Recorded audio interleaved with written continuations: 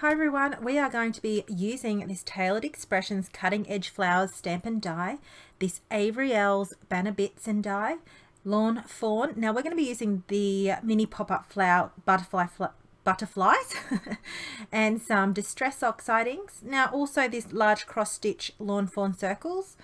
We'll also be using a Tailored Expressions polka dot party die stencil, this Lawn Fawn YETI, pigment, distress oxide inks, cracked pistachio, Mermaid Lagoon and Wilted violet.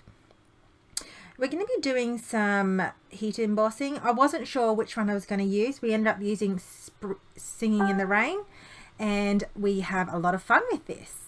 Now I've got a craft top folding card base here and we're going to be stamping the large floral image randomly over the top of this base here. I've mounted this on a clear block and we're going to be randomly stamping with the YETI Lawn Fawn ink. This is a nice bright white crisp ink, really great for stamping, really great for image and details as well. Really love playing with this. And I just take my time figuring out like a little puzzle piece. You see me struggle a little bit there because I wanted it to look a little bit random. I didn't want to look too structured and I struggle a little bit. You see me here. I toss and turn and figure out how I'm going to do this. And so I just play around with stamping this randomly. No rhyme or reason. And just take my time.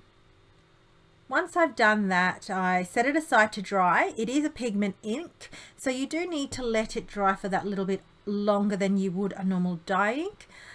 So I set that aside and continue to craft.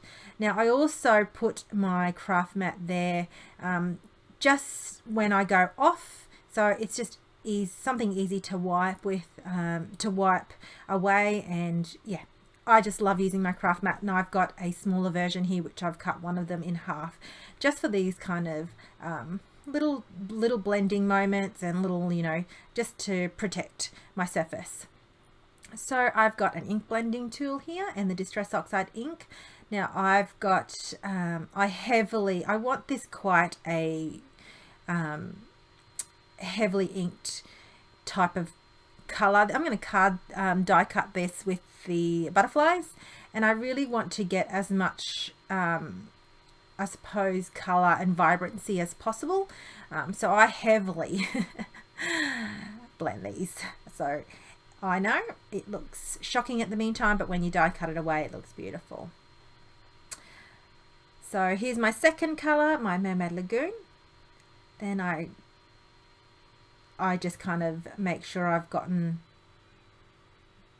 it thick enough so that it will run through the die cut all the butterflies. So here is my cracked pistachio, my last one.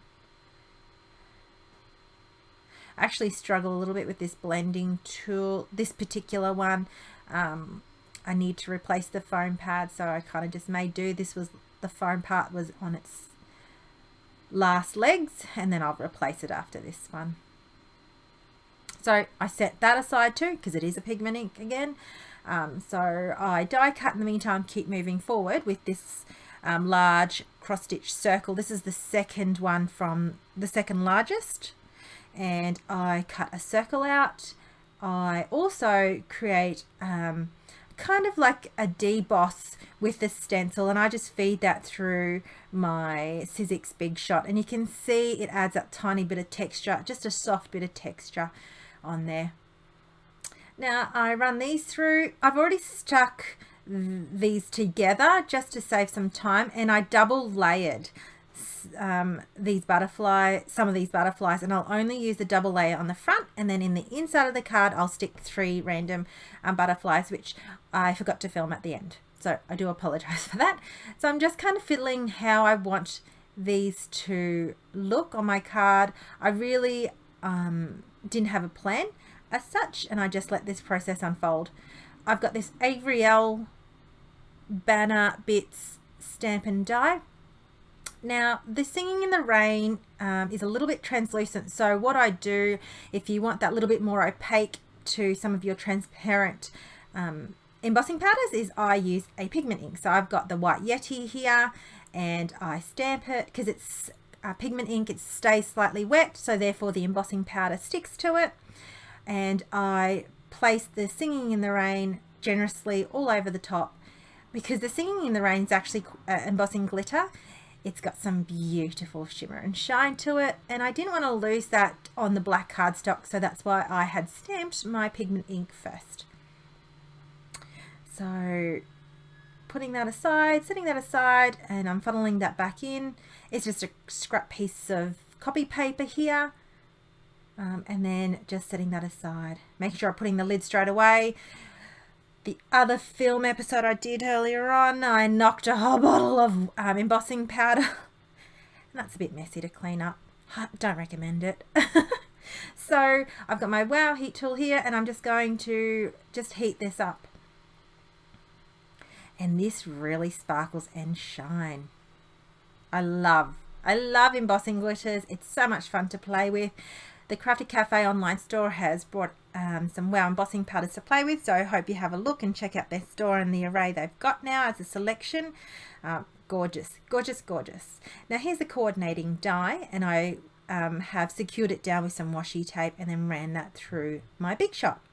So once I have kind of figured out the placement a little here, I'm going to just play around and adhere these down. Now my adhesive of choice for all these is the Express It. I've got some squares, I've got some adhesive. I use also my liquid adhesive of choice for this card today is my Multi Matte Range Up Medium. Not in that exact order, but you know what I mean. All right, so once I've played with these and the setting, I changed it a couple of times actually. I just, I'm not fussy, but I just wanted to make sure the placement was kind of how I wanted it. Not, it's just the finicky side of me, I suppose. And I've got, sorry, my Tombow to stick, my Tombow liquid is to stick the butterflies down. I find this is a really good strong adhesive. So I made sure I use those for the butterflies. And I thought I was finished, but I wanted some bling, so I couldn't help myself, and I brought in these Pretty Pink Posh sparkling clear like jewels. They're beautiful. They almost look like diamonds on your card, so it's beautiful. And I didn't want to lose the intensity of the sparkle, so that's why I chose my Ranger Multi Matte Medium, and I've put that in a bottle with the fine tip applicator here. So that is why I have used that liquid adhesive. I've got my Marvy jewel picker here as well, and I'm just placing this down randomly all throughout the card. I'm not really good at randomly placing sequins. I know that I see a lot of crafters out there and they just know how to place their sequins or their jewels. I'm still kind of learning that, and I'm just kind of going with how I feel and what I think looks pretty. I'm sorry if you don't, but I'm just playing around, and that's the whole, my whole process is to just really enjoy it and be in the moment of it, not really think too much about it. So I hope you do the same and you enjoy the card making process. So that's my card for today. I hope you enjoyed watching today's card creation. Come and visit us over the Craftie Cafe and my blog, and I will see you later.